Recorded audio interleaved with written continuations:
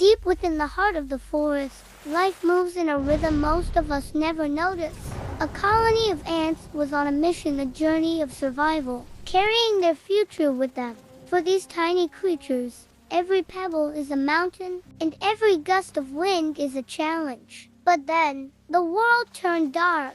The sky didn't just rain, it opened up. In an instant, the peaceful trail became a rushing river. The colony was scattered. Their home, their food, and their fragile eggs were at the mercy of the drowning tide. It seemed like the end of their story. Stranded on a small piece of bark, a few ants clung to life, surrounded by a vast, swirling ocean of rainwater. They were trapped. But then, a shadow appeared. It was Milo, a small blue mouse with a heart far larger than his frame. Most would have run for cover, but Milo stopped. He saw their struggle. Using an old coconut shell as a makeshift boat, Milo pushed into the current. The water was cold and the waves were high, but he didn't turn back. He wasn't just a mouse anymore. He was a lifeline. One by one, Milo began to scoop them up. It was a race against time. At one point, the boat nearly tipped as a heavy branch crashed nearby. He saw a single ant slipping into the depths.